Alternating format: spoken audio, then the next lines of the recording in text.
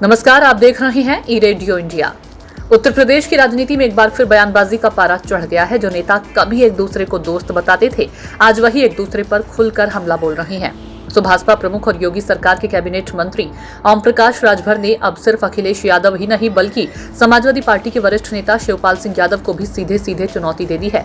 सवाल तो ये है कि क्या यूपी की राजनीति में नया मोर्चा खुल गया है?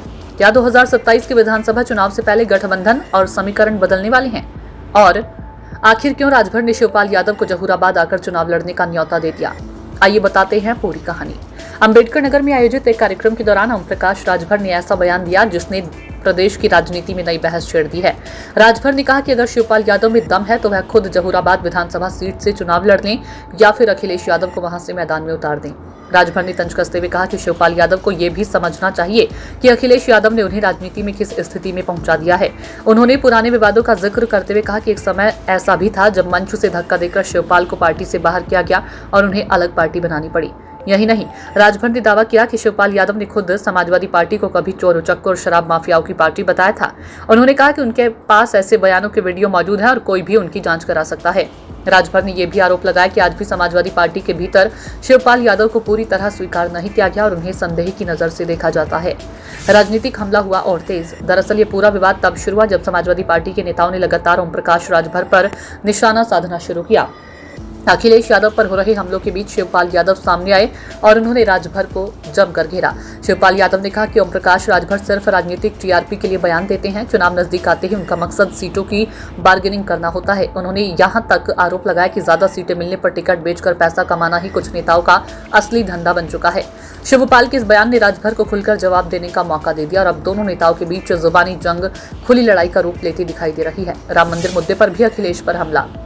इस दौरान ओम प्रकाश राजभर ने राम मंदिर से जुड़े विवाद पर भी समाजवादी पार्टी और अखिलेश यादव को घेरा। उन्होंने कहा कि मंदिर का संचालन ट्रस्ट करता है, सरकार नहीं। अगर ट्रस्ट ने किसी गड़बड़ी की शिकायत की है तो सरकार ने एसआईटी बनाकर जांच शुरू कर दी है। राजभर ने सवाल उठाया कि अखिलेश यादव आज तक राम मंदिर दर्शन के लिए नहीं गए और अब मंदिर से जुड़े मामलों पर राजनीति कर रहे हैं। उन्होंने कहा कि जांच पूरी होने दीजिए, जो भी दोषी होगा उसके खिलाफ कार्रवाई होगी।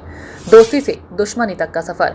राजनीति की सबसे दिलचस्प बात तो यह है कि कुछ समय पहले तो ओम प्रकाश राजभर और शिवपाल सिंह यादव एक दूसरे के करीबी सहयोगी माने जाते थे। कई मंचों पर दोनों नेताओं ने एक दूसरे की तारीफ भी की थी और दोस्ती के किस्से सुनाए थे। लेकिन अब राजनीतिक परिस्थितियां बदल चुकी हैं। यूपी में 2027 की तैयारियां शुरू हो चुकी है। हर दल अपनी जमीन मजबूत करने में जुटा और ऐसे में पुराने दोस्त अब सियासी प्रतिद्वंदी बनते नजर आ रहे हैं। राजनीतिक जानकारों का मानना है कि ये सिर्फ बयानबाजी नहीं बल्कि आगामी चुनावों की रणनीति का हिस्सा भी हो सकता है। पूर्वांचल की राजनीति में ओम प्रकाश राजभर का प्रभाव और यादव वोट बैंक पर समाजवादी पार्टी की पकड़ आने वाले समय में बड़ा मुद्दा बन सकती है। फिलहाल इतना तय है कि उत्तर प्रदेश की राजनीति में जुबानी हमलों का ये दौर अब थमने वाला नहीं है। अखिलेश यादव के बाद अब शिवपाल यादव भी सीधे राजभर के निशाने पर हैं। जहूराबाद की चुनौती ने राजनीतिक गलियारों में हलचल बढ़ा दी है और आने वाले दिनों में सियासी जंग के और भी तीखे होने के संकेत मिल रहे हैं। क्या शिवपाल यादव इस चुनौती का जवाब देंगे? क्या सपा और राजभर के बीच टकराव और ज्यादा बढ़ेगा? और क्या 2027 के चुनाव से पहले यूपी की राजनीति में नए समीकरण बनेंगे? इन सभी सवालों के जवाब आने वाला वक्त देगा।